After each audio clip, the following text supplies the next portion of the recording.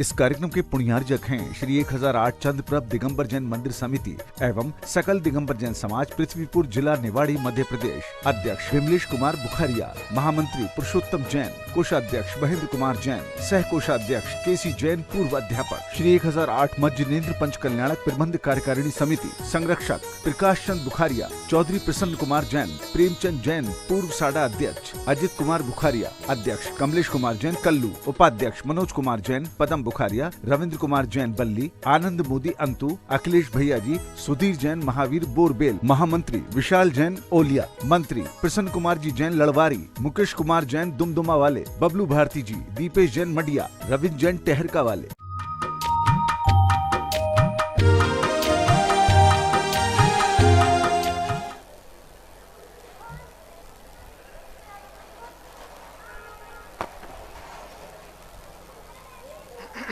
नमो अरिहन्ताण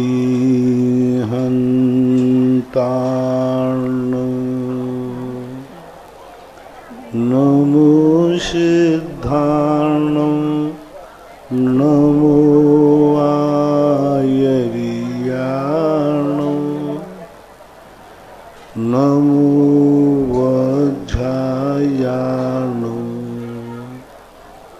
नमो लोये सर्वशाहूर्णं।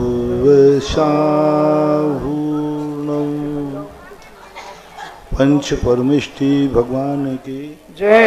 आचार्य श्री गुरुवर कुंद कुंद महाराज की जय। आचार्य श्री गुरुवर विद्यासागर महाराज की जय। परम पूजनी निर्यापक श्रमण मुनि श्री सुधा सागर जी महाराज की जय। परम पूज्य छुल्लक श्री गंभीर सागर जी महाराज की जय। सभी श्रोतागण एवं जिज्ञासु पूज्य श्री को नमोस्तु करें। नविता जैन कोटा से पूछती हैं, नमोस्तु गुरुदेव, धवलाकार जी ने औदारिक वैक्रिक तेजस कार्बाण चारों शरीर एक साथ बताए, सो हम कैसे जानेंगे कि चारों शरीर एक साथ हो सकते हैं? कुछ शरीर ऐसे हैं जो हमारे ज्ञान का विषय नहीं है। कार्बन शरीर और तेजस शरीर, ये दोनों शरीर जो हैं हमारे ज्ञान का विषय नहीं है।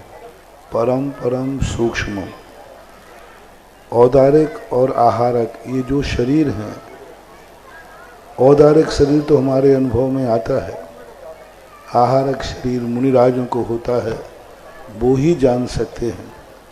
तो ये कर्म सिद्धांत की बातें आगम गम्य हैं, स्वयं अनुभव गम्य नहीं है। इन्हीं का दूसरा प्रश्न है, भवनवासी व्यंतर जोशी देवों को भी कल्पोपन्न देव मानेंगे क्या? नहीं मानेंगे। सभी जीव को भवनवासी व्यंतर और जोशी देवों नहीं, ये कल्पोपन्न नहीं कहलाते हैं, ये मध्यलोक में ही रहते हैं। ऐसा सभी जीवों के हमेशा तेजस कार्बन शरीर एक साथ रहता है। अनादि संबंधिश्च, अनादि काल से दोनों शरीर जब तक जीव संसार अवस्था में है तब तक ये शरीर रहेंगे, ऐसा नियम। तेजस शरीर लब्धि से भी क्या प्राप्त होता है? हो सकता है। तेजस शरीर दो प्रकार के, निश्चित और एक अनिश्चित। अनिश्चित जो होता है वो अनादिकाल से जीव के साथ है। निश्चित जो होता है वो मुनि महाराजों को होता है। उसके भी दो भेद होते हैं, शुभ तेजस और अशुभ तेजस। जब मुनिराज को अति क्रोध आ जाता है तो उनके बाएं कंधे से एक पुतला निकलता है और 12 योजन के क्षेत्र को जला के भस्म कर देता है। जब किसी मुनिराज को करुणा आती है, दया आती है, किसी जीवों के दुख उनसे नहीं देखे जाते, तब दाएं कंधे से सुपुतला निकलता है और वो 12 योजन के सारे दुर्भिक्ष को दूर कर देता है और सुभिक्ष कर देता है। ऐसा तो जो निश्चित तेजस है वो विशेष मुनिराजों को ही होता है, सभी को नहीं। अंजू जैन गुड़गांव हरियाणा से पूछती हैं, महाराज जी के चरणों में कोटि सा नमोस्तु नमोस्तु। गुरुदेव, सभी अरिहंत परमेष्ठी को 64 विधियां प्राप्त होती हैं या केवल तीर्थंकर को?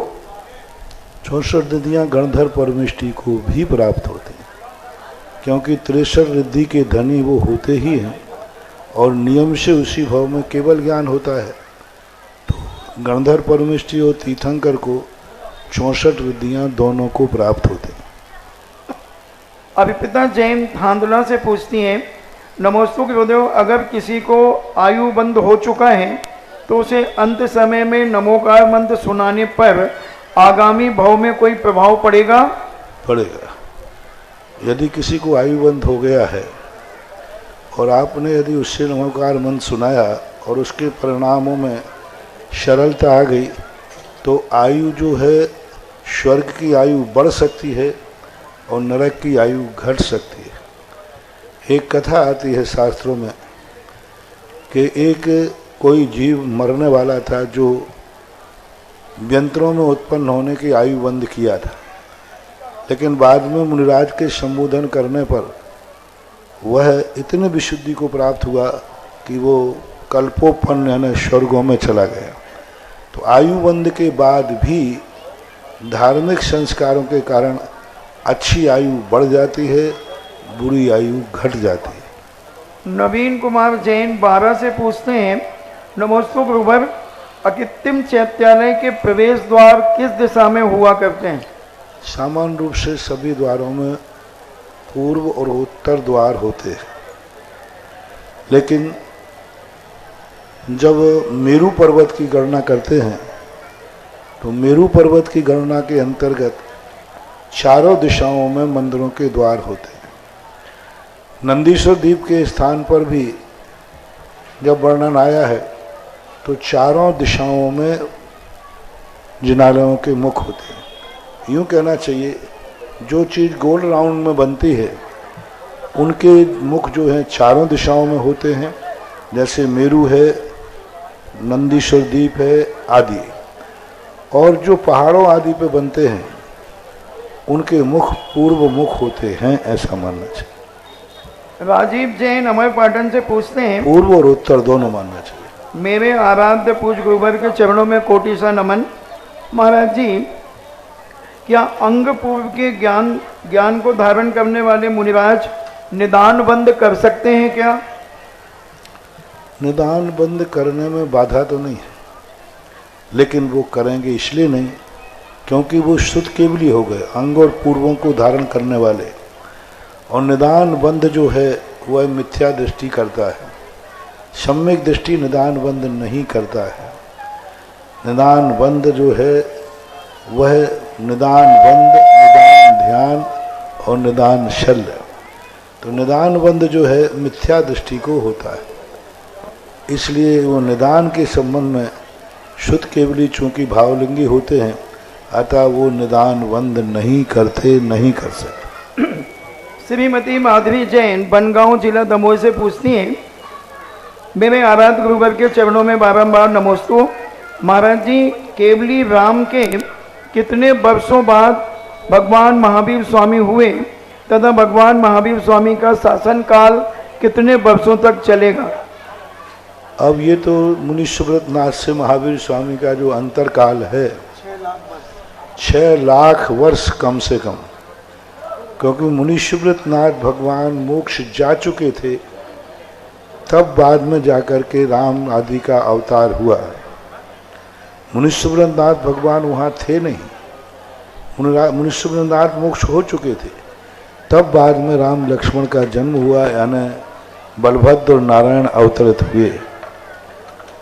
और उसका उल्लेख पद्म पुराण के अंदर पूज्य रविशरण महाराज ने किया कि हनुमान के संबंध में अंजना जब वनवास में थी उस समय मुनि सुब्रत नाथ भगवान की मूर्ति का उन्होंने दर्शन किया।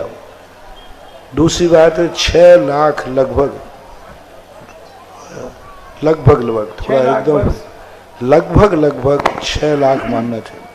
6 लाख वर्ष रामचंद्र जी और महावीर स्वामी में अंतर काल है। रामचंद्र जी 6 लाख वर्ष पूर्व हुए हैं और महावीर 6 लाख वर्ष बाद हुए। अब महावीर स्वामी का शासनकाल कब तक चलेगा? तो महावीर स्वामी का शासनकाल पूरा पंचम काल, छठा काल।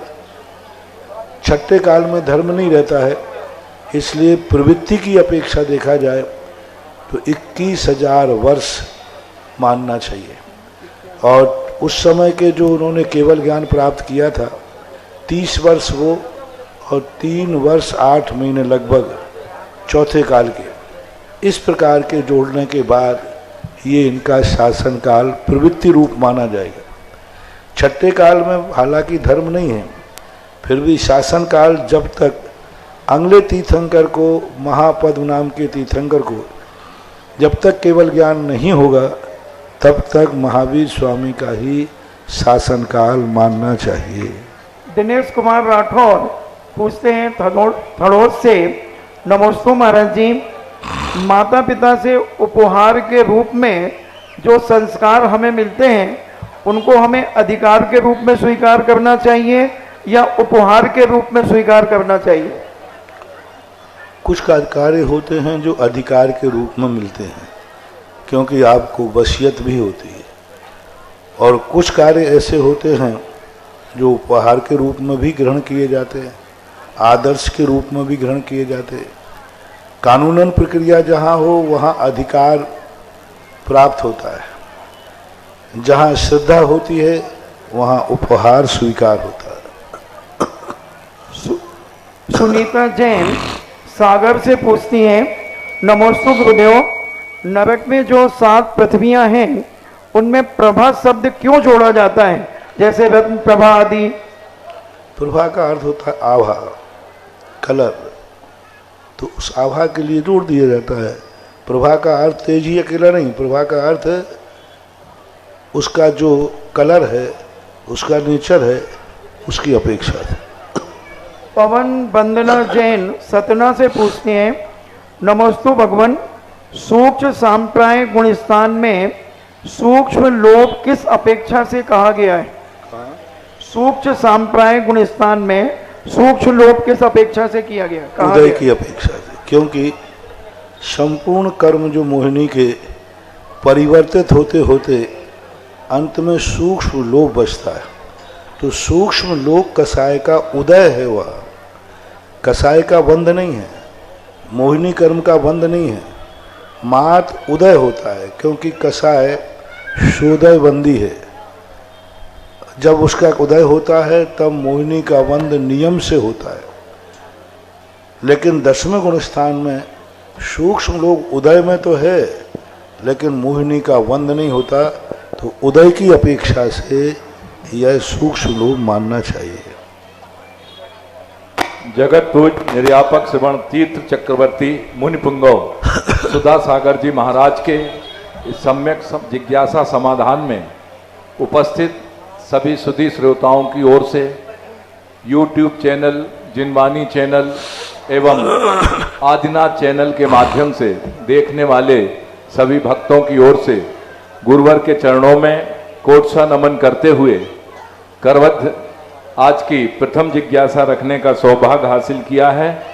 विधि जैन सकरार, खड़े हो जाएं, जिनका भी नाम लें अपने स्थान से खड़े हो जाएं, और इसके बाद तैयार रहेंगे हमारे ललितपुर से श्रीमान सील चंद जी अनौरा दाऊ।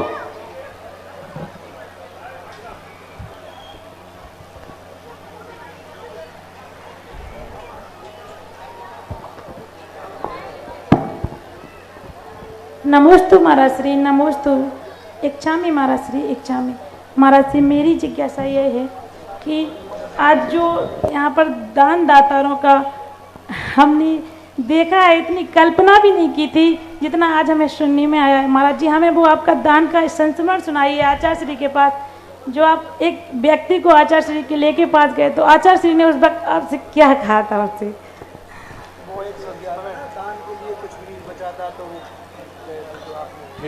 दान की जो परंपराएं हैं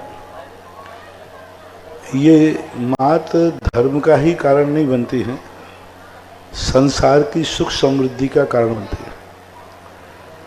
दान जब तक व्यक्ति नहीं करेगा किसी न किसी रूप में, तब तक उसकी अमीरी बढ़ने वाली नहीं है। इसलिए दान की जो परंपराएं चाहे इस भाव में किया हो चाहे अगले भाव में, रावण ने भी सोने की लंका ऐसे ही नहीं पाई थी। उसने पूर्व भाव में किमिक्षिक वरदान दिया था। उसका नियम था मेरे दरवाजे जो व्यक्ति आएगा खाली हाथ नहीं जाएगा। तो किमिक्षिक वरदान दिए दान दिया, उसका परिणाम सुख समृद्धि बनती है। तो इस प्रकार के कई केस ऐसे बहुत सारे केस हैं दान के संबंध में। अब वो कौन सा प्रसंग आप पूछना चाहते हैं? मेरे पास तो क्या है, स्टोर में इतना ज़्यादा है। नहीं महाराज जी, एक व्यक्ति था जिसके पास मतलब कुछ भी नहीं था। जब वो आपसे के पास आया तो आपने उनकी अर्जी लगाने के लिए आचार्य श्री के पास आप गए। तो वो आपने जब सुना है तो क्यों पूछ रहे महाराज जी, आपके मुख से सुनना है एक बार। अब वो ऐसे स्मृति में नहीं आएगा, कभी प्रसंग आएगा तो जिज्ञासा करें। श्रीमान सिंह जैन जी दाऊ अनोरा, और इसके बाद तैयार रहेंगी श्रीमती सुनीता जैन दमोद। गुरुदेव, हम सब लोग आश्चर्यचकित हो जाते हैं। आप जहां जाते हैं पता नहीं लोग पहले से गाड़ के रखते हैं धन, या पहले से वो कहाँ रखते हैं, जोड़ के आपके नाम निमित्त से रखते हैं। आपके चरण पड़ते ही लोग अपनी पेटियां ऐसे खोल देते हैं। जो कभी मंदिर में 1000 की खिड़की नहीं लगा रहे थे, अब 1 करोड़ के दान देने के लिए तैयार है। उसका मूल कारण है कि दुनिया लेना जानती है लेकिन देना नहीं जानती। और मेरा नेचर है कि तुम समर्थ बनो और फिर देते जाओ तो कोई बात नहीं होती। जिज्ञासा करेंगे। दूसरी बात है क्योंकि व्यक्ति के मन में एक भाव आना चाहिए कि हमारा उपयोग है कि नहीं। हम एक ही बात को लोगों से कहते हैं, दान कितना दिया कैसा दिया इसका कोई मूल्य नहीं। शक्ति को नहीं छुपाना। शक्ति यानी हमारे संसार के पाप कार्यों के लिए हमारे पास धन है। कोई शादी ब्याह करना हो तो धन है, कोई पार्टी करना हो, जुआ खेलना हो, धन है, व्यसनों के लिए धन है। और जब धर्म की बात आती है तो वह धन में पीछे हट जाता है। ऐसे लोगों में दरिद्रता आने में देर नहीं लगती। और तुम्हारे पास धन है, हम एक ही बात कहते हैं, धन है तो फिर दो, बुरे कार्यों में नहीं जाना चाहिए। धन अच्छे कार्यों से आया है, अच्छे कार्य में ही जाना चाहिए।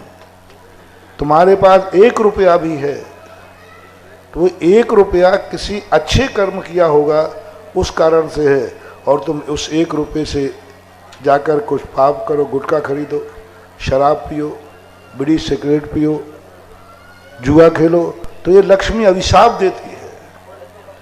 आज हमारे भारत का मजदूर वर्ग का क्या हाल है? हमारे मजदूर गरीब वर्गों का 1 नंबर का पैसा है, खून पसीने की कमाई है। इतनी कमाई करते, पसीने की कमाई है, बिल्कुल दिन भर मेहनत करते, लेकिन उनमें एक दुर्गुण है कि पूरी जिंदगी भर मेहनत करने पर भी वो, क्योंकि शाम को आकर शराब पी लेते हैं, बीड़ी सिगरेट पीते हैं। ये सारा लक्ष्मी का अभिशाप है। सरस्वती लक्ष्मी ये कहती है कि मैं तुम्हारे पास पुण्यात्मा मान के आई हूं और तू मेरे से पाप कर रहा है। जब तुम्हारे पास 100 का नोट है, सुबह उठ करके जब तुम जाके गुटखा खरीदने को देते हो, उसी में वो 100 के नोट के बहाने लक्ष्मी अभिशाप रहती है, रे दुष्ट, तू मेरे से पाप कर रहा है, तू ऐसी वस्तु खा रहा है जो कैंसर हो, जा तू कल 1-1 कौड़ी को तरसेगा। जब कोई पैसा व्यक्ति शराब पीता है, पैसे लेकर के, जिस समय वो अपना नोट शराब वाले को देता है, उस समय शराब का वो नोट अभिशाप देता है, आज तू मेरे से पाप कर रहा है, 1-1 कौड़ी को मोहताज हो जाएगा। इसलिए गरीबी बढ़ने का कारण जो होता है लक्ष्मी का दुरुपयोग, धन का दुरुपयोग करना सबसे बड़ा पाप होता है। और हमारे यहाँ 90% लोग धन का दुरुपयोग करते हैं और लोग समझते हैं हमारे पास धन है ही नहीं, तो मैं लक्ष्मी का अभिशाप है, धन का अभिशाप है। इसलिए कभी भी हो, एक व्यक्ति, देखो मैं एक उदाहरण दिए देता हूँ, एक व्यक्ति 1 लाख रुपए, जैसे अभी पूछा था उदाहरण के, दूसरा मेरे पास पुराना उदाहरण क्यों पूछते, नए लो ना, लेटेस्ट। एक व्यक्ति के पास 1 लाख रुपया है, अब वो 1 लाख रुपया जुए के लिए, शराब की पार्टी के लिए या घूमने के लिए जा रहा है, ऐश करने के लिए।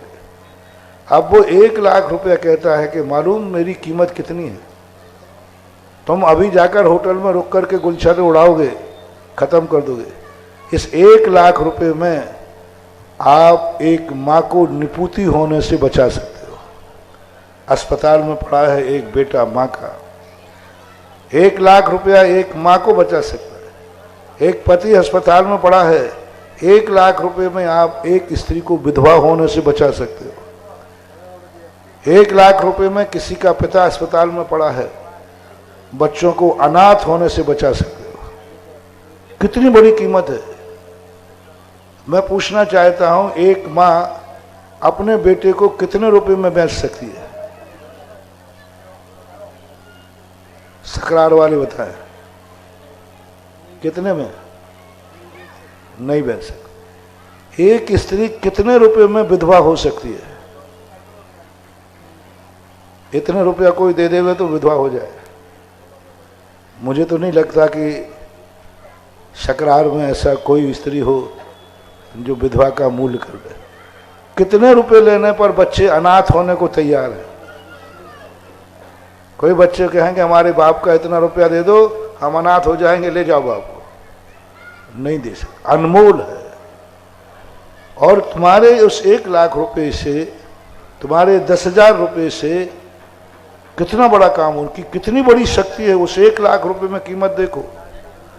और 1 लाख रुपए में एक बच्चे की जिंदगी बना सकते हो पढ़ा करके। 1 लाख रुपए में मंदिर में जाकर के कोई अच्छा काम कर सकते हो। और तुमने वो 1 लाख रुपया जुए पर, शराब में, बीड़ी में, सिगरेट में, दुनिया भर में गंवा दिया। तो कोई बात नहीं, तुम्हारा पैसा था, तुम कमा सकते हो, लेकिन वो पैसा तुम्हें अभिशाप दे के जाएगा। कल तुम्हारी ये नौबत आ जाएगी कि तुम हाथ में एक कौड़ी भी तुम्हारे हाथ में नहीं होगी। इसलिए हम कहते हैं, हम दान नहीं कराते हैं अंचल जी, हम दान नहीं कराते हैं मंदिर को, हम तुम्हें लक्ष्मी के अभिशाप से बचाते हैं। जय क्योंकि धन आया है वो कहीं ना कहीं तो जाएगा, और और तुमने गलत काम में ना जा पाए, गलत काम में ना जा पाए उससे। और जब तुम दान देते हो उस समय लक्ष्मी वरदान देती है कि आज तूने मुझे कहां पहुंचा दिया, आज तूने मेरे बल पर मंदिर बना दिया। आज सकरार वालों को सबसे बड़ा लक्ष्मी का दान नहीं दिया है, सबसे बड़ा लक्ष्मी का वरदान मिला है। जय हो। उस लक्ष्मी ने सबसे बड़ा वरदान दिया कि तुम कहां, मैं धन दौलत, और आज तुमने मेरे कारण से, मेरे बल पर मंदिर की बोली ले ली, मेरे बल पर आज भगवान को विराजमान कर रहे हो, मेरे बल पर भगवान का द्वार बनाओगे, मेरे बल पर आज मंदिर में नया मंदिर निर्माण करोगे, मेरे बल पर मुझे तुमने कहां पहुंचा दिया। मैं लक्ष्मी हूं और तुमने मेरे बल पर ऐसा मंदिर बनाओगे जहां मुनिराज भी नमोस्तु करेंगे। तो आज लक्ष्मी को तुमने इतना उच्चासन दिया है, तो तुमने दान के बहाने लक्ष्मी का वरदान लिया है। और अब ये लक्ष्मी कहेगी तुम्हारे पास इतना आएगा, इतना आएगा कि तुम दोनों हाथ से खर्च करोगे तो भी खर्च होने वाला नहीं है। इतना आएगा तुम्हारे पास। क्योंकि आप बताएं, आप किस घर में जाना पसंद करेंगे बार बार? जहां इज्जत मिलती हो वहां, या बेइज्जती मिलती हो वहां?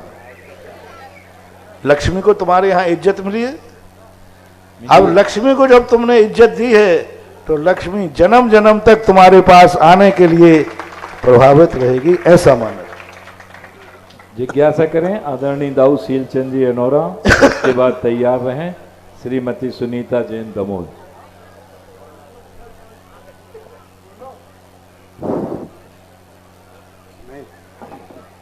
मेरे गुरुवार जगतपुर तीर्थ चक्रवर्ती निर्यापक मुनि पुंगव श्री सुधा सागर महाराज को कोटि कोटि सा नमोस्तु। छुल्लक जी को इच्छामी इच्छामी। हे गुरुवर, पूरे देश में चर्चा है कि सुधा सागर महाराज कुछ ना कुछ तंत्र मंत्र करते हैं, कुछ ना कुछ मोहिनी विद्या डालते हैं समाज के ऊपर, कुछ ना कुछ चमत्कार दिखाते हैं। क्योंकि जब 1 जनवरी को आप देवगढ़ में थे और वहाँ धर्मशाला की बात आई तो कुछ कमरे लिखा दिए, लेकिन आपने प्रवचन में कहा कि अगर कोई एक भी बनाना चाहे तो बना दे। तो आहार के बाद 2 घंटे बाद एक कोई दिल्ली से या बम्बई से आए और वो कहने लगे मैं पूरी धर्मशाला बनाऊंगा। सूरत। इसी प्रकार आपने मेहरोनी में जब संतशाला का हुआ तो 6-7 कमरे के नाम आ गए, लेकिन थोड़ी देर बाद आपने कहा कि कोई एक बनाना चाहे तो वो बना दे। तो वहाँ भी दिल्ली वाले थे या बॉम्बे वाले वहाँ भी आ गए, उन्होंने कहा कि हम तो पूरी बनाएंगे। प्रशांत बाबू बॉम्बे के, अब वो प्रशांत जी साहब मुंबई, अब वो कह रहे कि हमारे कमरे हम लोग कहाँ जाएंगे। इसी प्रकार महाराज बहुत परेशान है। लेकिन ये बात तो हमारे छुल्लक जी बता सकते हैं, 30 साल 32 साल से साथ में हैं कि आपके पास क्या है। हम भी 35 साल से हूँ, थोड़ा बहुत हम भी बता रहे हैं। ये मेरे गुवर के पास पूरे देश में बैंक बैलेंस चल रहे हैं, कनाडा में, अमेरिका में, रूस में, जापान में, जहाँ देखो वहाँ बैंक बैलेंस है।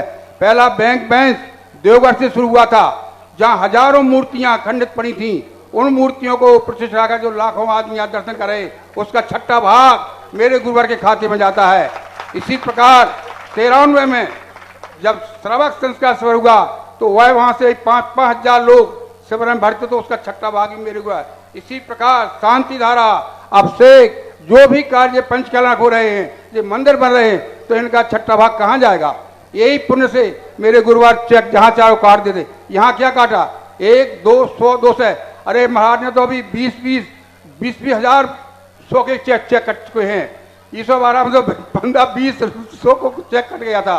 हे गुरुवार हमारी जिज्ञासा यह है, हे गुरुवार हमारी जिज्ञासा है कि जब हम आपके या मुनिराज के जल से पैर धुलाते हैं तो वो गंधोदक बन जाता है और माथे पर चढ़ा लेते हैं। वही जल से जब हम हाथ धुलाते हैं तो गंदा पानी बन जाता है। जबकि हाथों से अभिषेक करते हैं, हार देते हैं और सब पूजा करते हैं, जो भी अच्छे काम होते हैं वे हाथों से होते हैं। पाँव से तो गुरुवार जमीन पर चलते हैं, जीप भी मर जाते हैं, गंदगी भी में पड़ जाते हैं, फिर भी पाँव को इतना अच्छा क्यों माना। हे गुरुवार इसका समाधान करें। सबसे बड़ी बात, एक श्वास में पता नहीं क्या क्या कह गए,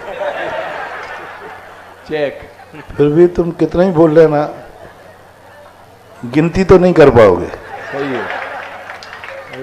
दूसरी बात, मूल बात यह है, मंत्र और तंत्र से कोई चीज़ सिद्ध नहीं होती। हमने देखा है जिन क्षेत्रों पर लोग मंत्रों के नाम पर, झाड़ा फूकी के नाम पर आदि पर लोग बुलाते हैं, वे जब तक थोड़ा बहुत प्रभाव रहता है ठीक, बाद में बंद हो जाते हैं। अभी महरौनी के पास एक पठा स्थान था, वहाँ हजारों लोग आते थे। आज वहाँ हालत ये है कि कोई भी वहाँ जाने वाला नहीं है। मेरा कहना है कि भगवान की महिमा बढ़ाओ, पूजा की महिमा बढ़ाओ, भक्तांबर की महिमा बढ़ाओ, जो ये करते हैं उसकी महिमा बढ़ाओ, अभिषेक की महिमा बढ़ाओ, तो भगवान का बढ़ता है। मंत्र तंत्र करने की जरूरत ही नहीं है। मात वस्तु को पहचान करके, जौहरी बन करके इनको हीरा की पहचान बना दो, फिर हीरा को बाजार में रख दो, अपने आप बोलियां बढ़ जाएंगी। मात पहचान होना चाहिए, जौहरी बनकर हीरा को। शांति धारा की कीमत क्या है, उसकी महिमा समझा दी। मैंने कभी किसी को शांति धारा के लिए नहीं कहा, महिमा समझाया। मैंने आज तक कभी यहाँ भी आकर के मैंने मंदिर की चर्चा नहीं की, मात मंदिर की महिमा बताई और मंदिर बन गया। जय हो। तो स्वरूप समझना चाहिए, वस्तु का स्वरूप समझ में आ जाता है। तो पैरों की जहाँ तक बात रही, क्योंकि सबसे ज़्यादा महापुरुषों की जो शक्ति है, परोपकारी शक्ति नीचे की तरफ बहती है। जो शक्ति नीचे की तरफ बहती है, उस शक्ति से जो नीचे वाले लोग होते हैं उनको लाभ होता है। ऊपर जो एनर्जी जाती है साधु की, उस साधु से स्वयं का उत्थान होता है, स्वयं अपना विकास करता है, स्वयं अपने ध्यान के माध्यम से। और जब शक्ति नीचे की तरफ जाती है तो उसमें जगत का कल्याण होता है। और सबसे ज़्यादा साधु की, कोई भी बड़े आदमी होते हैं उनकी एनर्जी पैरों की तरफ होती है, साधु की खास तौर से 24 घंटे में साधु सबसे ज़्यादा अपना उपयोग पैरों में लगाता है, क्योंकि पैरों से हिंसा होने की संभावना होती है।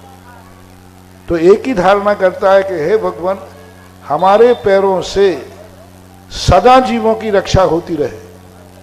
जो अपने पैरों को खुद ही रेकी दे रहा है, उन पैरों को धोने के बाद तुम्हारी रक्षा हो जाती है, क्योंकि साधु ने एक ही बात, हम लोग एक ही बात कह रहे हैं, पैरों से कोई जीव ना मर जाए, कोई भी जीव पैरों के नीचे आए उसकी सुरक्षा होना चाहिए। इस प्रकार से इसके कई कारण बन जाते हैं, ऐसा नमोस्तु गुरु, नमोस्तु नमोस्तु। दाऊ, आपने तो यत्र तत्र की बात करी, मेरे गुरुदेव तो सर्वत्र हैं। ये बात तो सही है। जहाँ जाते हैं वहीं पर रचना रच जाती है, ऐसे हैं हमारे गुरुदेव। अरे जो इनके पास है वो किसी के पास नहीं है। और जो जिज्ञासा करेंगी श्रीमती सुनीता जी दमोह, और इसके बाद तैयार रहेंगी श्रीमती रश्मि नायक सागर।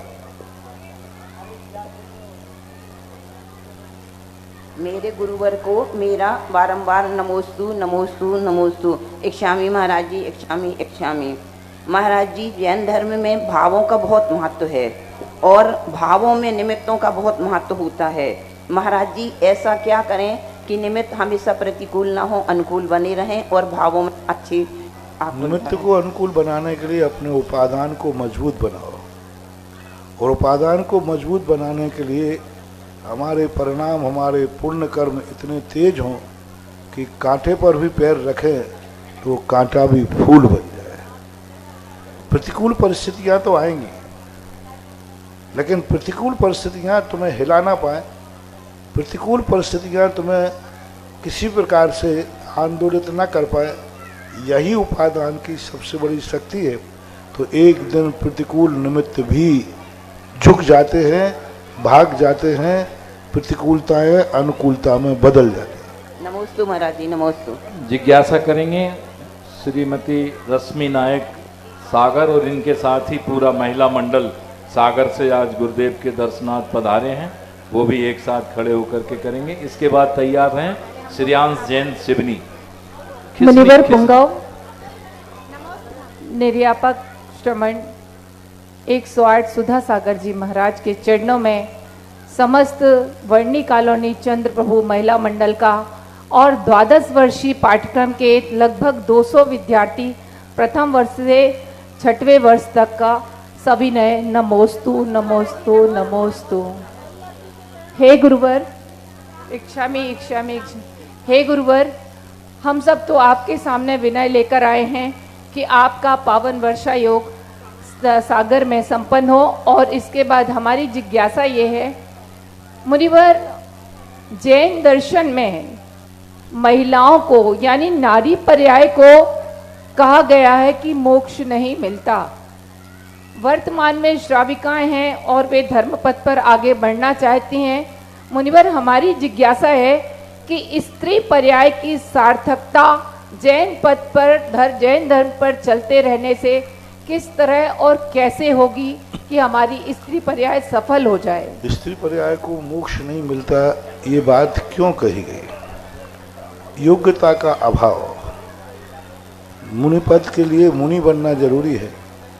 जब वो दिगंबर मुनि दीक्षा ही नहीं लेने योग्यता है उनकी पर्याय में, तो मोक्ष प्राप्त करने का सवाल ही नहीं। साधन के अभाव में साध्य का अभाव हो जाता है, और मुनि व्रत जो है साधन है मोक्ष का, वही धारण करने की योग्यता नहीं है। इसके कई कारण हैं। एक तो स्त्री पर्याय, शारीरिक परिणतियाँ, सामाजिक परिस्थितियाँ, स्वाभाविक परिस्थितियाँ, इन कारणों से पूज्यवर कुंदकुंज स्वामी ने प्रवचन सार की चार्य चूलिका में 11 गाथाएं लिखी। उन 11 गाथाओं में यही सब बताया गया कि स्त्री मोक्ष क्यों नहीं जा सकती। स्त्री जाति के नाम से नहीं, स्त्री के कुछ गुण होते हैं जो उन गुणों को वह छोड़ नहीं सकती, जिसे दुर्गुण भी कह सकते, क्योंकि उनमें ऐसे कुछ दोष हैं। आर्यिका भी बन जाए तो भी वो स्त्री पर्याय के जो दोष हैं, जा बिना न बट्टदी नारी, इन दोषों के बिना वह नारी हो ही नहीं सकती। वो तुम्हारा दोष नहीं, वो पर्याय का दोष है। तुम कितना प्रयास करें कि हम उन दोषों से मुक्त हो जाएं, नहीं हो सकते। इसलिए जैन दर्शन ने एक उपाय बताए हैं कि वो अपने व्रतों के मानव पालन करके आरिका आदि श्रावका आदि बन करके स्त्री पर्याय को समाप्त करके और फिर मुनि पद में जाकर के मोक्ष जा सकते हैं। पर शरीर बाधक है, आत्मा बाधक नहीं है। स्त्री पर्याय का शरीर बाधक है, ऐसा माना जाए। नमोस्तु महाराज। हे मुनि श्रेष्ठ, आपके चरणों में हमारा और पूरी सागर समाज का नमोस्तु। महाराज जी, सबसे पहले महाराज जी के चरणों में एक शामी, आपके चरणों में एक प्रार्थना लेके आए हैं कि बरनी कॉलोनी का मंदिर छोटा है, हम लोग चाहते हैं कि वह मंदिर आपका इंतजार कर रहा है कि आप आएं और उसे विस्तार दें। हमारा प्रश्न है महाराज जी, चूँकि महिलाओं की चर्चा चल रही है, तो समोचरण में 12 कोठे होते हैं और उन 12 कोठों में सबका अलग अलग कोठा होता है। मुनिराजों का अलग होता है, श्रावकों का अलग होता है, यहाँ तक कि देवी और देवताओं का भी अलग अलग होता है। लेकिन आरिकाओं का और श्राविकाओं का कोठा एक ही होता है। महाराज जी, मेरा एक प्रश्न और है कि चरवार सिद्धि ग्रंथ में सांप्रदायिक और इरियापथ आश्रव का बंटवारा किया गया है 6वें अध्याय में, तो उसमें जो 10वें गुण स्थान तक सांप्रदायिक आश्रव और 11वें से इरियापथ आश्रव। तो मेरा प्रश्न ये है कि 11वां गुण स्थान गिरने का गुण स्थान है, उसमें इरियापथ आश्रव को क्यों लिया गया है? पहली बात तो अभी आप लोगों ने सागर की बात कही, तो सागर में तो चतुर्मास होते ही रहते हैं, शुरू से साधुओं का आना जाना रहता है, क्योंकि धर्म संस्कार से। महाराज जी, आपका नहीं हुआ।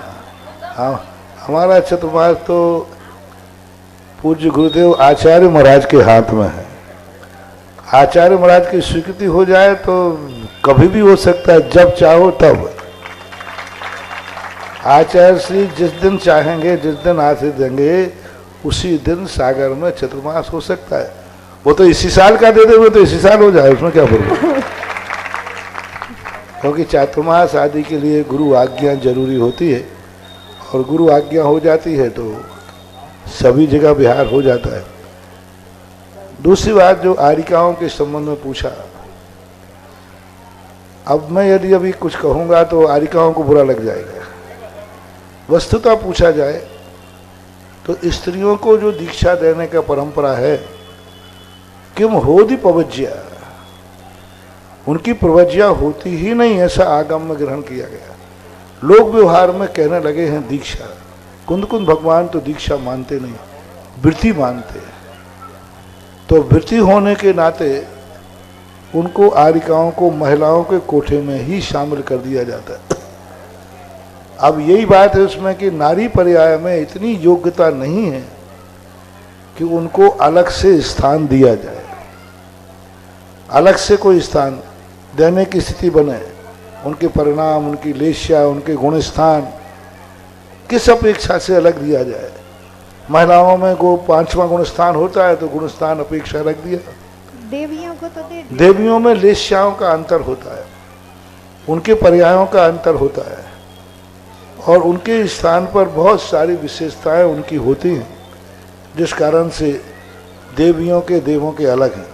और तीसरी बात है, ये न्याय या अन्याय कहो, हम लोगों ने तो किया नहीं। अब भगवान के सामने ही अन्याय हो रहा है तो कभी भगवान मिले तो उनसे निपट लेना। जब साक्षात तीर्थंकर के सामने आरिका को कोई स्थान नहीं दिया जा रहा है, आरिकाओं को महिलाओं के कोठे में बैठाल दिया, उसी से ही अपनी औकात समझना चाहिए कि क्या है। और तीर्थंकर के सामने ही हो रहा है, भगवान समोषण में बैठे। तो अब ये कोई रहस्यमयी बातें हैं जो आज के युग में कहने में लोगों को अच्छा नहीं लगेगा, इसलिए आगम की आज्ञा को ही शिरोधार्य करना चाहिए। रही बात इरियापथ आश्रय और सांप्रदायिक आश्रय की, तो गिरने और नहीं गिरने की अपेक्षा नहीं है। सांप्रदायिक का अर्थ होता है रुकने वाला कर्म। जो कर्म बांधा जाता है वो कम से कम एक अंतर्मुहूर्त रुकता है। जो रुकता है उसको सांप्रदायिक बोलते हैं। इरियापथ का अर्थ होता है गतिमान, रुकता नहीं है, आता है और चला जाता है। जैसे चद्दर लगा हुआ है छत के ऊपर, पानी गिरता है और सीधा पनाल से बह जाता है, रुकता नहीं है। ऐसा इरियापथ आश्रय जो है, क्योंकि वहाँ कसाय का अभाव है। रुकने वाला कर्म वही होता है जो कसाय से बनता है। वहाँ कसाय है नहीं, चूंकि 10वें 11वें 12वें गुणस्थान में और 11वें गुणस्थान में कसाय का अभाव होने से रुकने वाला कर्म नहीं बनता, बहने वाला कर्म बनता है। मूल कारण है कसाय का अभाव। जिज्ञासा करेंगे श्रीमान श्रेयांश जैन खिसनी, हे और इसके बाद तैयार रहें श्री नेहा चौधरी ग्वालियर। जगत पूज निर्यापक गुरुवर के चरणों में नमोस्तु नमोस्तु नमोस्तु। शुल्लक जी के चरणों में इच्छामी इच्छामी इच्छामी। हे गुरुवर, मेरी जिज्ञासा है, भगवान के माता पिता बनने में क्या पुरुषार्थ उत्पन्न करना चाहिए? भगवान के माता पिता बनने के लिए सही में कि पंचणा के? सही के बनने के लिए तो संतान के प्रति इतना संस्कारवान, ऐसे परिणाम उसके बनाए जाएं कि वो जगत के लिए कल्याणकारी हो। परिवार का ही हित नहीं करे, सारे जगत का हित करे। करुणावान हो, दयालु हो, प्राणी मात्र के प्रति ऐसी हमारी संतानें हों जो प्राणी मात्र के प्रति हित का भाव करें। ऐसे प्रतिभाव जो रखते हैं, एक दिन उनको ऐसी संतानें मिलती हैं जो तीर्थंकर के बेटे बन जाते। नमोस्तु गुरुवर, नमोस्तु। जिज्ञासा करें श्रीमती नेहा चौधरी ग्वालियर, इसके बाद तैयार रहेंगे नयन जैन सकरार। पूज्य मुनिश्री के चरणों में नमोस्तु। पूज्य छुल्लक जी के चरणों में इच्छामी। महाराज जी, हमारी ये भावना है और हमारे ग्वालियर वालों की ये भावना है कि आप इसी रास्ते पर हैं, तो हम लोगों को भी, ग्वालियर वालों को आपका सानिध्य मिले और गोपाचल पार्श्वनाथ भगवान की आप वंदना करें, ऐसे ही हमारी अभिलाषा है। नमोस्तु गुरुदेव। मेरा प्रश्न है कि अलग अलग मान्यताओं में किसी एक चीज को लेकर सत्य, किसी एक चीज को लेकर धारणा अलग अलग होती है, बट मेरा मानना यह है कि सत्य तो केवल एक ही होता है। तो अलग अलग समय पर अलग अलग मान्यताओं में वो सत्य कैसे बदल जाता है? दृष्टिकोण अलग हो जाते हैं। हमें सत्य का निर्णय करने के लिए बहुमत को नहीं देखना चाहिए। सत्य के निर्णय करने के लिए हमें तर्क, आगम, परंपराएं, ये सब देखना चाहिए कि हम ही अकेला ऐसा मान रहे हैं कि इसके पहले भी किसी ने माना है। तो इसलिए तो मान्यताएं जो अलग अलग होती हैं, जो व्यक्ति अपने अनुसार चलने लग जाते हैं, मान्यताएं अलग होती। और जो अपनी एक ऐसी परंपरा होती है जो सत्य का अन्वेषण करती है, उसके आधार पर चलते हैं, तो फिर सत्य हमें प्राप्त हो जाता है। हमें तर्क से, अनुभव से, आगम से, नए से, सब प्रकार के कसौटी करना चाहिए। एक बाजार में व्यक्ति नारियल खरीदने जाता है, तुम ये मत समझना कि सारे नारियल चोखे ही होते हैं। तुम कहोगे ऐसा नारियल होना ही नहीं चाहिए जो खोटा हो, वो तो कभी हो नहीं सकेगा। ये तो खरीदने वाले को चाहिए कि खोटे नारियल की क्या पहचान है और चोखे नारियल की क्या पहचान है। अन्यथा कोई उपाय, तुम कहो दुकानदार से पूछोगे तो दुकानदार कहता मैंने तो सब चोखे ही लाया, उसको तो बेचना ही है। खरीदने वाले को ज्ञान होना चाहिए कि चोखा नारियल कैसा होता है, तभी संभव है, अन्यथा भटकन तो है। जिज्ञासा करें श्री नयन जैन सकरार, और इसके बाद तैयार रहेंगे श्रीमान अंकित जैन रोहतक हरियाणा। पूज्य गुरुवर के चरणों में कोटि कोटि बार नमोस्तु नमोस्तु नमोस्तु। शुल्लक जी के चरणों में कोटि कोटि बार इच्छामी इच्छामी इच्छामी। महाराज जी, मैं संत सुधासागर छात्रावास में पढ़ने वाला विद्यार्थी हूँ। महाराज जी, मेरी यह जिज्ञासा है, जैसे हम लोग अपने कमरे आदि में जिनवाड़ी आदि रखते हैं और साथ ही हमारे कमरे में अशुद्धियाँ होती हैं, जैसे जिनवाड़ी आदि हमारे कपड़े आदि से छुप जाती है, तो महाराज जी इससे हमें किस कर्म का बंध होता है, इसका प्रायश्चित क्या है? आप लोग अध्ययन करते समय कन्यादाना में करते हैं, तो अध्ययन करते समय ये दोष आते हैं। कॉलेज में आपको भी कभी ग्रंथ ले जाना पड़ता है, तो आपको इतना बड़ा दोष नहीं लगता। चला करके अपमान नहीं करना। आप उसी कमरे में आप रहते हैं, जूते चप्पल भी रखते हैं, जिनवाणी भी रखते हैं, तो बस आपको उसको थोड़ा अपने मन से जितना आदर दे सकते हो उतना आदर करना। बाकी आप लोगों को ऐसा कोई बड़ा दोष नहीं है। नमस्ते महाराज। जिज्ञासा करें श्री अंकित जैन रोहतक, और इसके बाद तैयार रहेंगे श्वेता जैन सकरार। अब महाराज श्री के चरणों में त्रिवार नमोस्तु और चुलक जी को छामी। महाराज श्री, मैं रोहतक हरियाणा से आज आपके दर्शन करने आया हूँ। मैं ये पूछना चाहता हूँ, मेरी जिज्ञासा ये है, ठीक है आप बोलिए, कि मैं कल रात को वहाँ से चला था और आज सुबह पहुँचा। आज बंदा जी के दर्शन किए, जो भी रास्ते में तीर्थ क्षेत्र आए उसके दर्शन किए। मन में ये भाव थे कि किसी भी तरीके से मैं आज आपके दर्शन कर पाऊँ, जल्दी जल्दी गाड़ी लेके पहुँचे भी। और एक कहीं सबकॉन्शियस माइंड में एक चीज़ सेट थी कि बहुत भीड़ होगी, पता नहीं भगवान के दर्शन कैसे हो पाएंगे इतनी दूर से, क्या वो मुझे देख पाएंगे। पर मैं जैसे ही यहाँ पहुँचा, और मैं आपको वो किसी को भी वो फीलिंग शायद समझा नहीं सकता कि मैं आपके चरणों को छू पाया, आपको देख पाया, आपके हाथ मेरे सर पर रखवा पाया, आपने मुझे आशीर्वाद दिया। तो मैं पूरे हिंदुस्तान क्या पूरे विश्व के उन लोगों की तरफ से ये जिज्ञासा है मेरी कि जो लोग कभी भी आपके प्रथम बार दर्शन करने आए, ये सोचकर और उनको साक्षात आपके चरण छूने का सौभाग्य प्राप्त हो जाए, आपके हाथों से आशीर्वाद उनके सर पर आ जाए, तो ऐसा उनका कौन सा पुण्य कर्म होगा जिसकी वजह से वो ऐसा फील करें कि वो नाचते कूदते अपने घर तक जाएं। नमस्ते भगवान। किसी भी कार्य करने के लिए पहले भावना होती है, और भावना यदि निरंतर भाई गई है तो कहते हैं भावना भवनाशिनी। यदि सच्चे मन से भावना भाई जाए तो जैसी भावना भाते हो वैसा ही हो जाता है जैसे आज हो गया। तुम्हारी भावना के अनुसार मैं उसी समय शायद कमरे में बैठा होता तो शायद तुम्हें दूर से दर्शन मिलते। यदि मैं कमरे में बैठा होता ना तो आप दरवाजे से दर्शन करते हो बाहर आ जाते। हाँ, और भाग्य से तुम्हारे कारण से मैं मंदिर में आ गया भगवान के दर्शन करने, और तुम्हारा आना आ गया। ये सब पवित्र भावना का परिणाम होता है कि निमित्त भी अपने आप तद्रूप हो जाता है। जिज्ञासा करें श्वेता जैन सकरार, और इसके बाद तैयार रहेंगे रितु धातौरिया, बूंदी राजस्थान, धनौतिया। महाराज श्री के चरणों में मेरा कोटि कोटि नमोस्तु नमोस्तु। छुल्लक जी के चरणों में कोटि कोटि सा नमोस्तु नमोस्तु। इच्छा में महाराज जी, मेरी जिज्ञासा यह है कि नियम लेकर मंदिर जी जाने में और बिना नियम के मंदिर जाने में क्या अलग अलग पुण्य मिलता है? नियम लेकर मंदिर में जाने, हाँ, बराबर मिलता है, दोनों का अलग अलग है। क्या यह दर्शन प्रतिमा में आता है? नियम लेकर के दर्शन प्रतिमा नहीं, दर्शन प्रतिमा के पहले जैनों का कुलाचार होता है, सम्यक दृष्टि आसन भव्य का।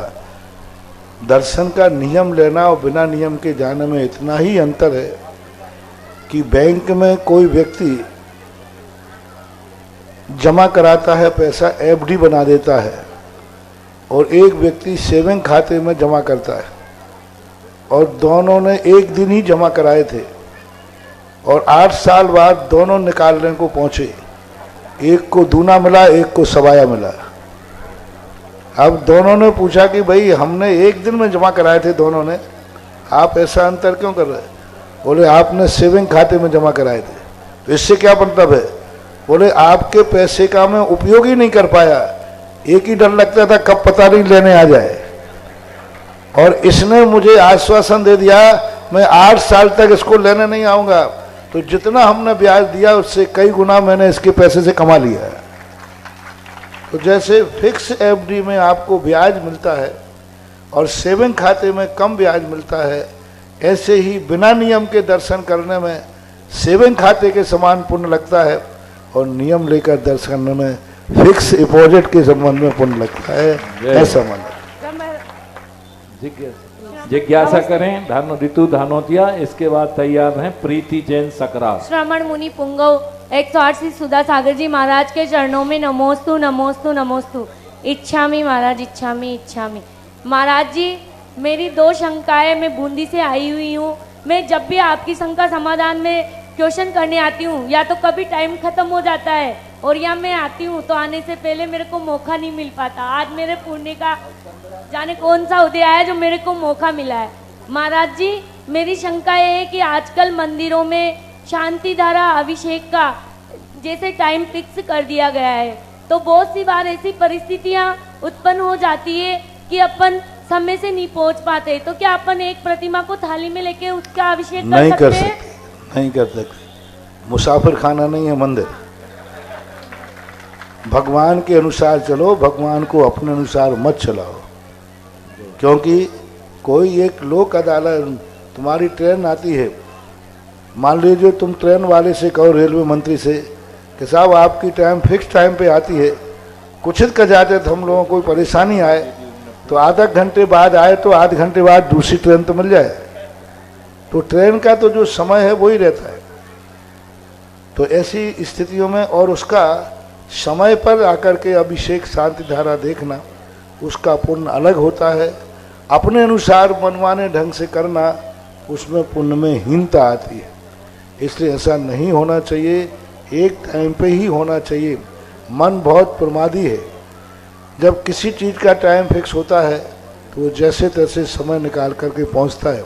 इसकी महिमा मैं कई बार बता चुका हूँ अभिषेक विधि में। महाराज जी, मेरी एक जिज्ञासा ये भी है कि परिवार में जैसे 8 मेंबर एक सोच के नहीं रहते, 8 अंगुलियां, जैसे 5 अंगुलियां अलग अलग रहती है, तो बहुत सी बार हमारे विचार अलग अलग रहते हैं। तो ऐसा हम क्या करें कि हमारे आपस में विचार भी एक रहे और परिवार में हमेशा माहौल भी अच्छा चलता रहे। तो मतभेद होना बुरी चीज नहीं है, मनभेद नहीं होना चाहिए। विचार तो एक बेटे के पिता के अलग अलग हो सकते हैं, लेकिन विचारों से अलग होकर के मनभेद हो जाए, ये नहीं होना चाहिए। तो अपने मन को कंट्रोल करें, विचारों को अलग अलग होने दो, कोई फर्क नहीं पड़ता है, लेकिन आचरण सबका एक होना चाहिए, ये जरूर ध्यान रखना चाहिए। प्रीति जैन सकरार। इसके बाद तैयार रहें सुभी जैन सकरार। गुरुदेव के चरणों में कोटसा नमोस्तु नमोस्तु नमोस्तु। छुल्लक जी के चरणों में इच्छामी इच्छामी इच्छामी। महाराज जी, मेरी शंका यह है कि रोग मरी दुर्भिक्ष न फैले, प्रजा शांति से जिया करे, इसका अर्थ क्या है? कृपया समाधान कीजिए। रोग मरी दुर्भिक्ष न फैले, रोग आने सामान्य रोग, मरी आने होती है महामारी जो छुआछूत से फैलती है। जैसे अभी कोरोना आया था, ये रोग नहीं था, मारी थी। पहले और भी बीमारियां होती हैं जो छुआछूत से आगे फैल जाती हैं, उसको बोलते मारी। रोग मरी दुर्भिक्ष न फैले। दुर्भिक्ष का अर्थ होता है अकाल आदि होना, अकाल पड़ जाना, अतिवृष्टि हो जाना। ये भावना भाई गई है कि संसार में रोग मरी दुर्भिक्ष न फैले, जिज्ञासा करें। प्रजा शांति से जिया करे, इनके बिना प्रजा शांति के साथ रहेगी। और जिज्ञासा करें सुभी जैन सकरार। और इसके बाद तैयार रहें टेहर का, सैलू जैन टेहर का। मुनि श्री के चरणों में त्रिवार नमोस्तु नमोस्तु नमोस्तु। छुल्लक जी के चरणों में त्रिवार इच्छामी इच्छामी इच्छामी। महाराज श्री, मेरा प्रश्न यह है कि जब हम मंदिर जी में जाते हैं तो बोलते हैं निश्चयी निश्चयी निश्चयी, और जब मंदिर जी से आते हैं तो बोलते हैं असही असही असही। तो निश्चयी और असही का क्या अर्थ है? निश्चयी के 2 अर्थ होते हैं। पहला अर्थ है कि मैं समस्त विकल्पों को छोड़ करके तेरी शरण में आया हूँ। संसार में मुझे कहीं शरण नहीं मिली। संसार में सब जगह धोखा, राग, द्वेष, कोई सगा नहीं मिला, सब दगा दे जाते। मैं जिसकी शरण में गया उसी ने मुझे आशरण मान करके मेरा शोषण किया।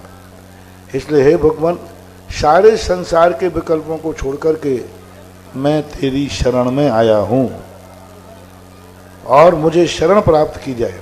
निश्चयी का अर्थ है। दूसरा निश्चयी का अर्थ है अनुमति।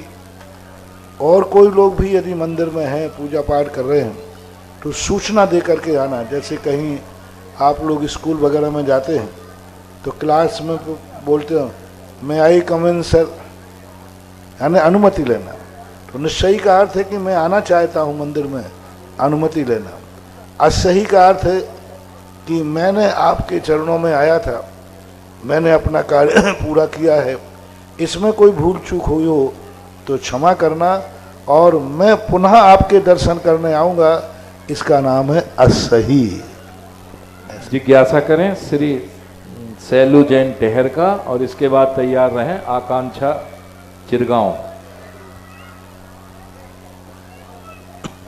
नमोस्तु गुरुवर, नमोस्तु गुरुवर। मेरी जिज्ञासा है सकल दिगंबर जैन समाज टेहरका की ओर से, हे गुरुवर आप इतने पास में विराजमान हो फिर भी हम लोगों को सानिध्य नहीं मिल पा रहा।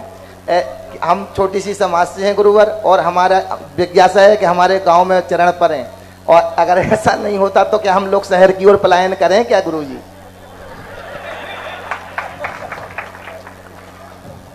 मैं कहूँ या नहीं कहूँगा, जिस दिन तुम्हारी अनुकूलता बन जाएगी तुम शहर की तरफ भाग ही जाओगे, क्योंकि आप लोगों को शहर की तरफ भागना मात्र साधु संत ही कारण नहीं है, आपकी और व्यक्तिगत समस्याएं हैं।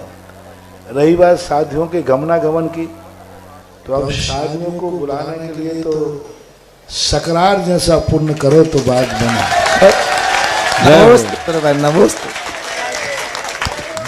बिना मौसम के बरसात, और बरसात भी ऐसी कि पूरी फसल लहरा रही है, और बरसात में एक बरसात तो हो जाती है लेकिन उनमें बौनी नहीं होती।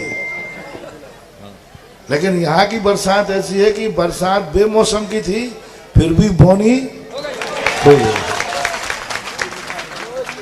जिज्ञासा करें आकांक्षा चिरगांव, और इसके बाद तैयार रहें श्री सुनील कुमार जी पवई।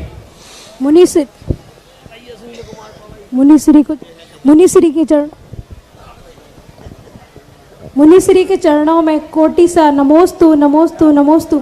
महाराज श्री, मेरी जिज्ञासा है कि हमारे जैन धर्म में सभी जो महापुरुष हुए, मोक्षगामी हुए, उनके ऊपर चरित्र लिखा गया और शास्त्र की भी रचना हुई, लेकिन हमारे प्रथम मोक्षगामी बाहुबली स्वामी के ऊपर कोई रचना और कोई चरित्र क्यों नहीं लिखा गया? कृपया जिज्ञासा की।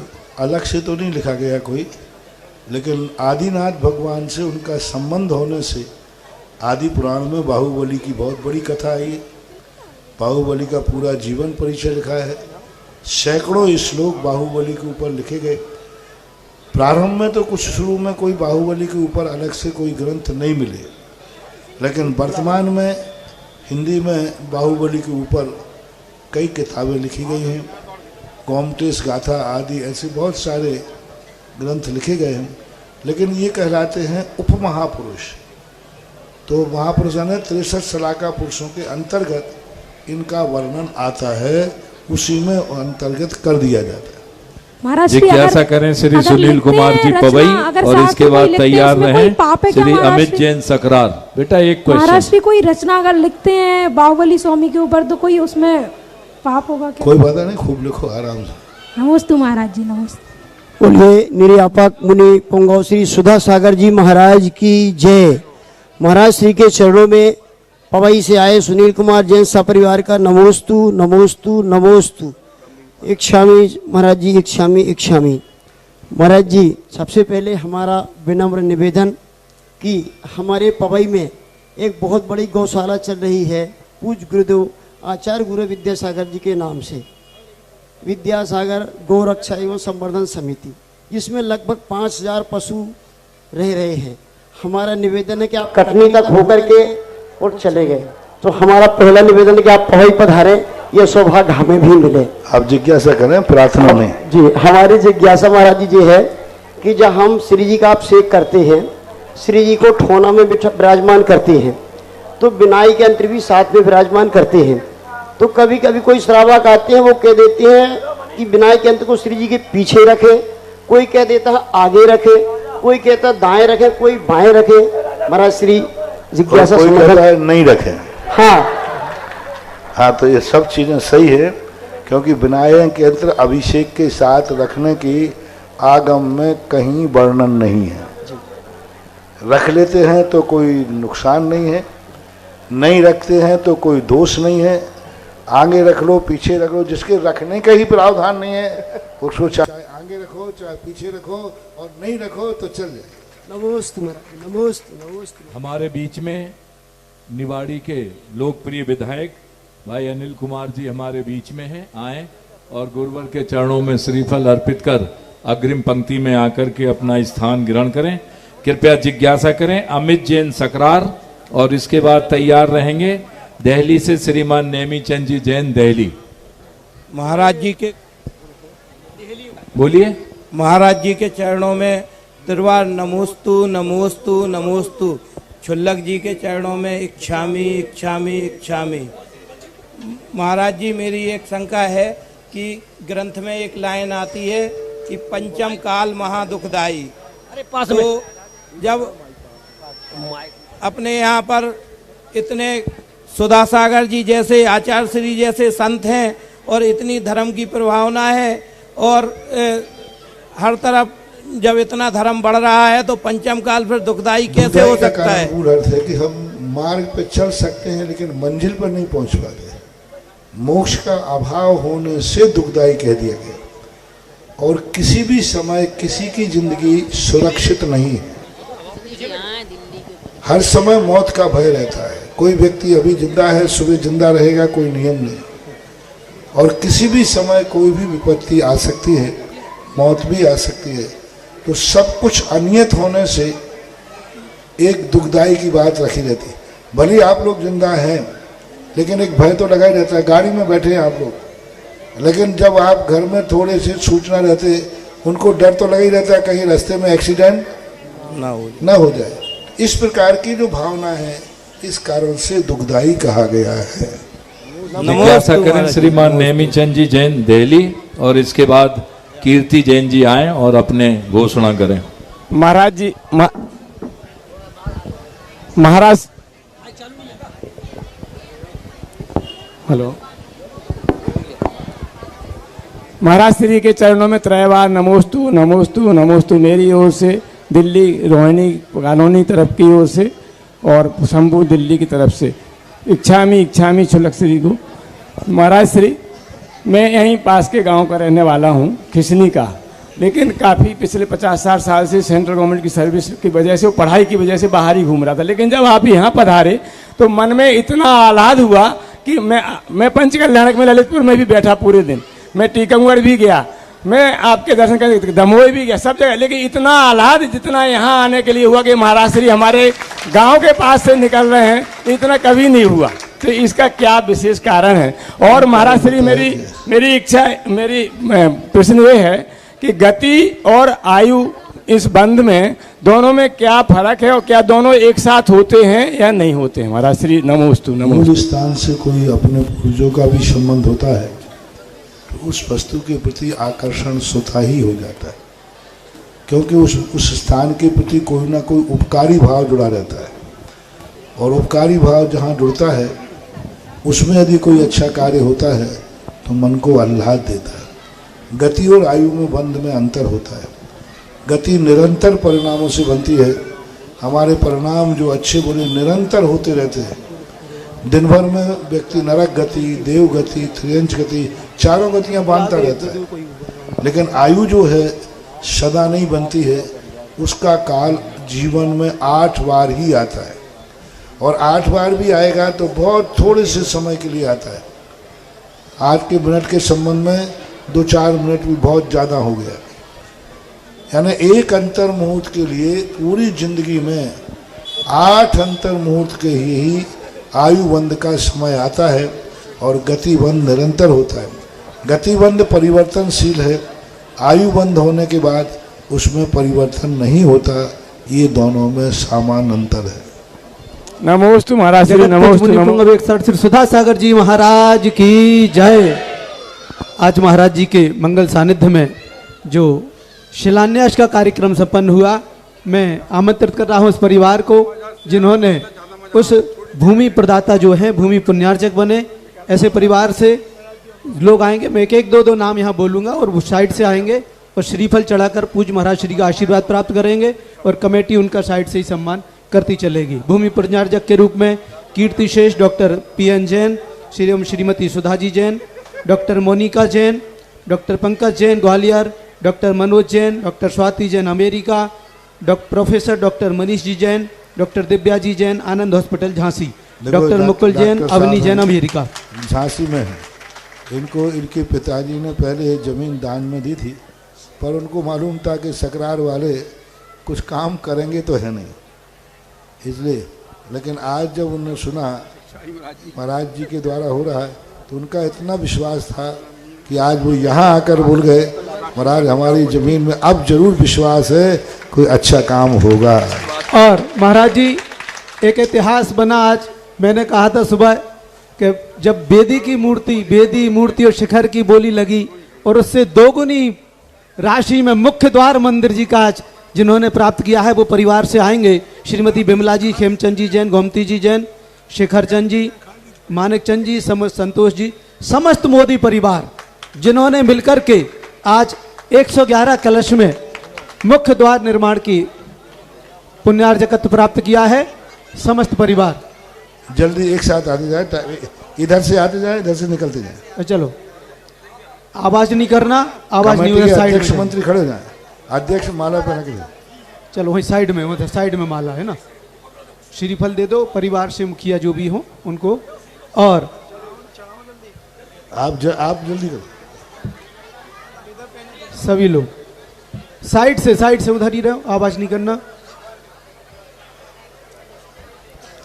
इधर से निकलते जाए।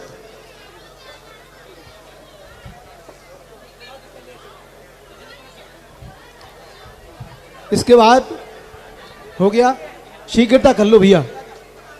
मुखिया का सम्मान करते जाए बस। हाँ बस मुखिया का सम्मान कर दो, सबके जरूरत नहीं है। चलो चलते हैं। गर्भगृह मंडप जिन्होंने पुण्यार्जकत प्राप्त किया है वो परिवार से श्रीमती चमेली जी जैन, श्रीमती कुसुम जी, सुरेश चंद जी, रेखा गजेंद्र जी। सबसे ज्यादा गदगद भाव दादाजी के हैं, प्राइस साइकिल पे आए हैं। हाँ, आज मैं वहाँ सुबह देख रहा था, ये सबसे ज्यादा गदगद हो रहे थे। कह रहे थे महाराज जी धन्य हो गए, हमारा पैसा महाराज जी ने सही जगह लगवा दिया। और आ जाएं गजेंद्र जी परिवार, रेखा जी, हर्ष भाई और मार साहब, सुरेश चंद जी नाम है, सुरेश चंद जी मार साहब आ जाएं ये परिवार। चलो अब साइड में हो जाओ सब लोग। महिला को उधर, पुरुष इधर, महिला इधर जाए। हाँ हाँ जल्दी करें। इसके बाद आए जो द्वितीय वेदी के पुण्यार्जक। बहुत अच्छा नाम बोलो, वैसे बोल दो नाम। श्री विजय जी जैन और लड़की डॉक्टर प्रशांत जी जैन, शिवम जैन, सत भैया परिवार, पूरा का पूरा परिवार जिन्होंने अरे दो वेदियां जो सहनायक वेदी के प्रथम वेदी के पुण्यार्जक बने हैं, आ जाएं।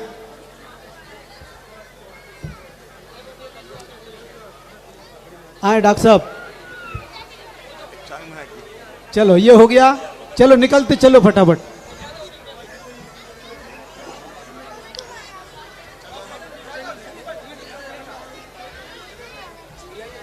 और आ जाए विजय जी जैन डॉक्टर साहब।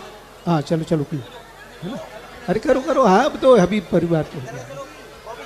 चलो सहवेदी में द्वितीय वेदी के जो पुण्यार्जक बने श्रीमती बिमला जी जैन, ज्ञानचंद जी, श्रीमती कमला जी, नरेंद्र जी जैन, सुरेंद्र जी, संगीता, निरंजन जी और समस्त जिनेंद्र कुमार जी, अभिषेक कुमार जी, बलोली भाई, समस्त चौधरी परिवार सकरार आ जाएं। उनका भी सम्मान कमेटी करेगी और पूज्य महाराज श्री से आशीर्वाद प्राप्त करेंगे।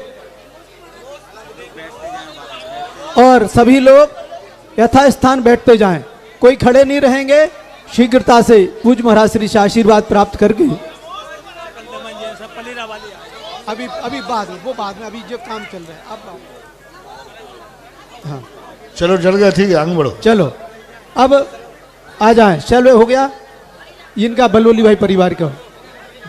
हाँ आजा आजा चलो। प्रथम मंडप पुण्यार्जक श्रीमान नेमी चंद जी, श्रीमती इंदू जी, अमित जी जैन, सीमित भाई, राहुल भाई, पारस भाई, समस्त चौधरी परिवार आ जावे जिन्होंने प्रथम मंडप बनाने का सौभाग्य प्राप्त किया। वहीं को निकलते चलो। अच्छा अच्छा ठीक है। और चलो ये करवा जीन को तैयार रखो। कोई बात नहीं, इधर उधर हो जाएगा तो कोई बात नहीं, गड्ढा करके पूरी तैयारी करो। यदि आए हम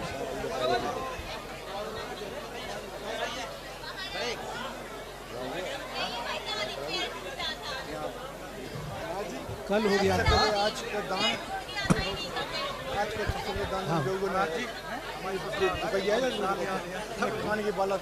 एक नाम लिख। और द्वितीय मंडप पुण्यार्जक परिवार श्रीमान नेमी चंद जी, जयंती जी जैन, अशोक जी जैन, गिरीश जी, दिनेश जी, मनोज जी, मुकेश जी एवं समस्त सतभैया परिवार, द्वितीय मंडप पुण्यार्जक परिवार।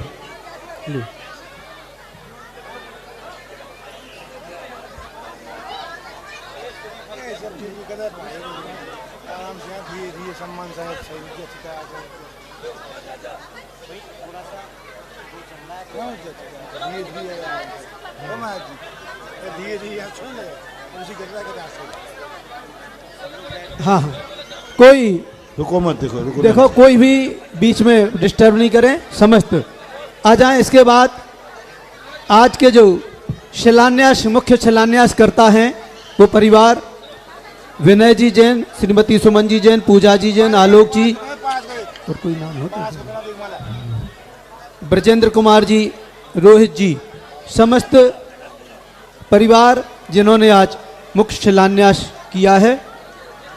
अभिषेक जी, वंदना जी जैन, अरविंद जी, सरोज जी जैन, अरविंद कुमार जी, समस्त चौधरी परिवार सकरार। और आज जो मुख्य द्वार में निर्माण पुण्यार्जक बने उसमें दिल्ली से अजित जी, अजित कुमार जी, श्रीमती अरुणा जैन ने भी अपना विशेष सहयोग इसमें दिया है। और करवा रहा हूं मैं, तुम तैयार रखो। और इसके बाद एक और मंदिर निर्माण में एक सहयोग राशि जिन्होंने दी है 1,51,000 रुपए की राशि श्री नेमी चंद जी, कुलदीप जी जैन आए, दीपक जी जैन और पूज्य महाराज श्री से समस्त जड़ी बूटी परिवार।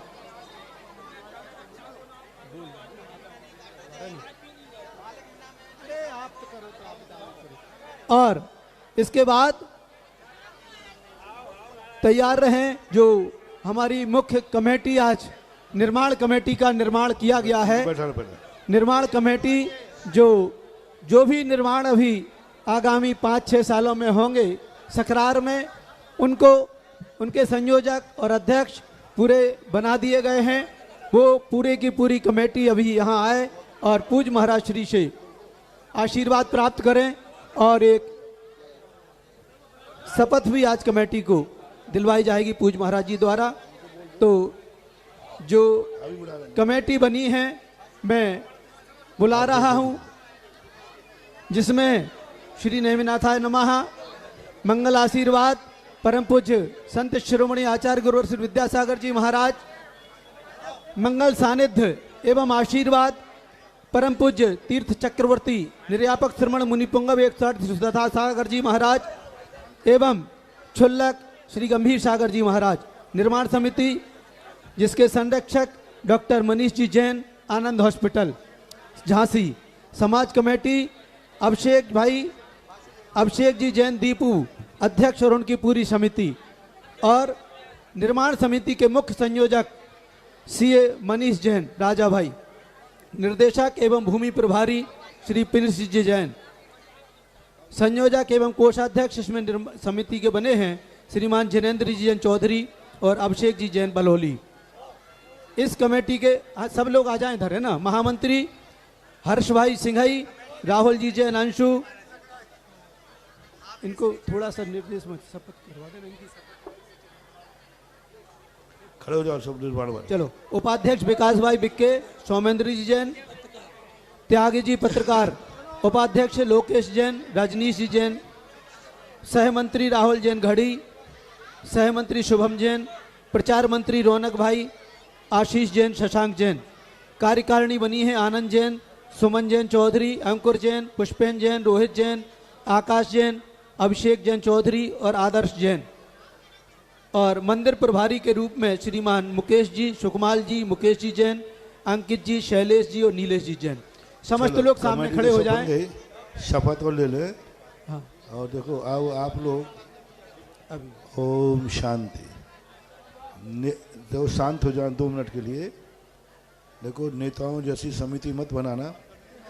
अब हमने शिलान्यास किया है तो उसमें आप लोग संकल्प रहना। अब आप लोग एक नियम ले, मैं देव शायद गुरु की साक्षी में संकल्प करते हैं महाराज जी जैसा निर्देश देंगे वैसा हम जिनेन्द्र देव का नवीन मंदिर बनाएंगे। आपसी में कोई मतभेद नहीं रखोगे। कोई भी मतभेद होगा तो महाराज जी का आदेश अंतिम मानेंगे। हाँ, और अब हम जब से मंदिर शुरू होगा अंतिम पूर्ण करके ही श्वास लेंगे। हाँ, कटिबद्ध हो जाओ। अब हम मंदिर बनाएंगे ही बनाएंगे। बोलो परम पूज्य संत शिरोमणि आचार्य गुरु श्री विद्यासागर जी महामुनि राज की। परम पूज्य कैसा बने, क्या बनेगा। आज इंजीनियर भी आए हैं, उनको भी सामने बुलाकर आशीर्वाद दिला। हो गया इंजीनियर से। बोलो परम पूज्य निर्यापक श्रवण मुनि पुंग 61 सुधा सागर जी महाराज की जय। मितुल जी सोनपुरा, मितुल जी इंजीनियर साहब हो, सामने आ जाएं। और आज की आरती के लिए बोली 1,51,000 रुपए। आरती के लिए बोली 1,51,000 रुपए 1,51,000 रुपए 2 और 1,51,000 रुपए 3।